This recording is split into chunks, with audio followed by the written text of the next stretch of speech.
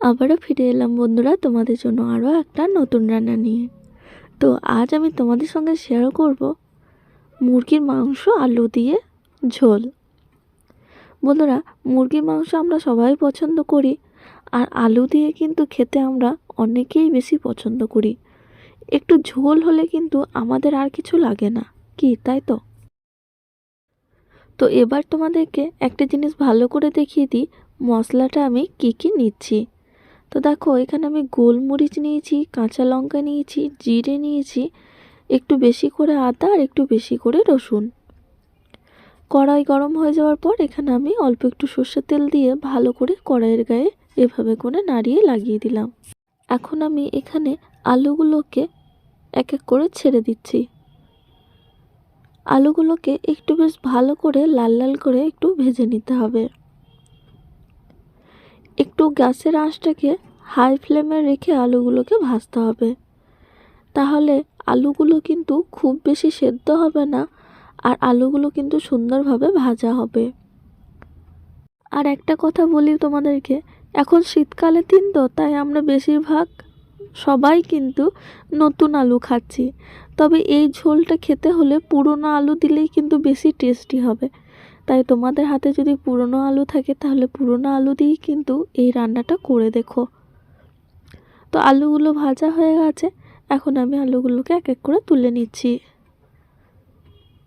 শুধুমাত্র তেলের মধ্যে আলুগুলো ভেজেছি, এখানে আমি কোনো রকম হলুদ দিইনি কিন্তু। এখন আমি এই তেলের মধ্যে আরও একটু সর্ষের তেল দিয়ে দিলাম। এখন দিয়ে দেবো হচ্ছে 1 চামচের মতন ঘি, দিয়ে দিলাম 1 চামচ চিনি। এবার চিনিটাকে তেল আর ঘিয়ের সঙ্গে ভালো করে ভেজে নেব। এখন আমি দিয়ে দিলাম হচ্ছে পরিমাণ মতন পেঁয়াজ। এবার পেঁয়াজটাকে এই তেলের সঙ্গে ভালো করে কষাবো। বন্ধুরা, বিশ্বাস করো, এত সুন্দর একটা মিষ্টি সুগন্ধ বেরোচ্ছে এই সময় যে কি বলবো তোমাদেরকে। একবার আমার মতন করে বাড়িতে বানিয়েও দেখবে, খুব ভালো হয় খেতে। এখন আমি চিকেনগুলোকে এই তেলের মধ্যে বা এই পেঁয়াজের মধ্যে দিয়ে দিলাম। এখন আমি এই চিকেনগুলোকে ভালো করে কষিয়ে নেব। এখন কিন্তু গ্যাসের আঁচটাকে হাই ফ্লেমে রাখতে হবে।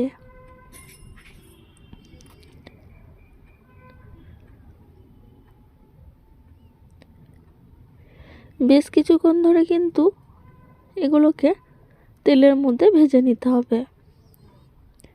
এগুলোকে যত সুন্দরভাবে ভাজবে তরকারিটা খেতেও কিন্তু ততটাই টেস্টি হবে।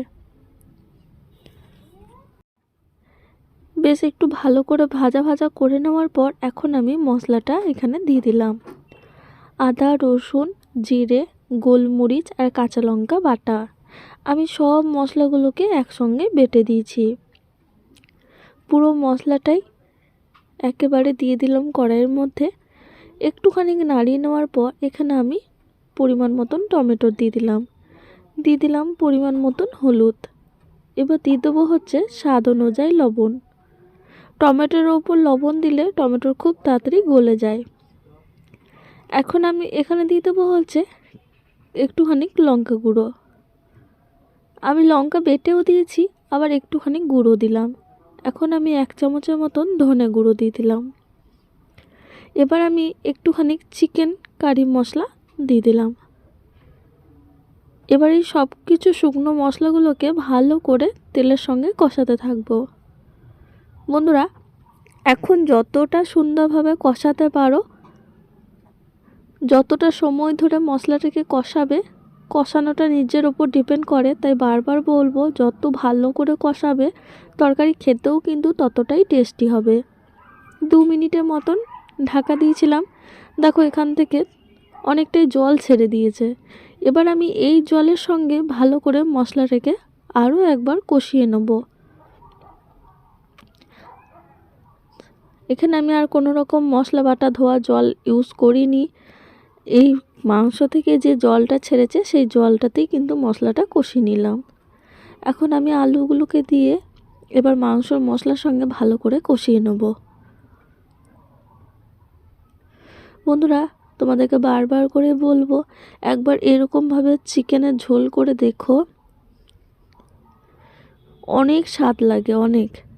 আমি আবারও এটাকে 2 থেকে 3 মিনিটের জন্য ঢাকা দিয়ে দেবো। এভাবে করে ঢাকা দিয়ে দিয়ে কষালে মাংস খুব ভালো সেদ্ধ হয় আর মাংসের ভেতরেও কিন্তু মশলাটা খুব সুন্দরভাবে প্রবেশ করে যায়। আবারও ভালো মতন করে কষিয়ে নেওয়ার পর এখানে আমি পরিমাণ মতন জল দিয়ে দেবো। ভালো করে কষানো হয়ে গেল। এবার এখানে আমি পরিমাণ মতন জল দিয়ে দিচ্ছি। ঝোলটা যতটা তোমাদের ইচ্ছা ঠিক ততটা করে নেবে। এখানে আমি 1.5 গ্লাসের মতন জল দিয়ে দিলাম। এবার ভালো করে একটুখানি নাড়িয়ে নেব। এবার এটাকে একদম লো ফ্লেমে 8 থেকে 10 মিনিটের মতন রেখে দেবো।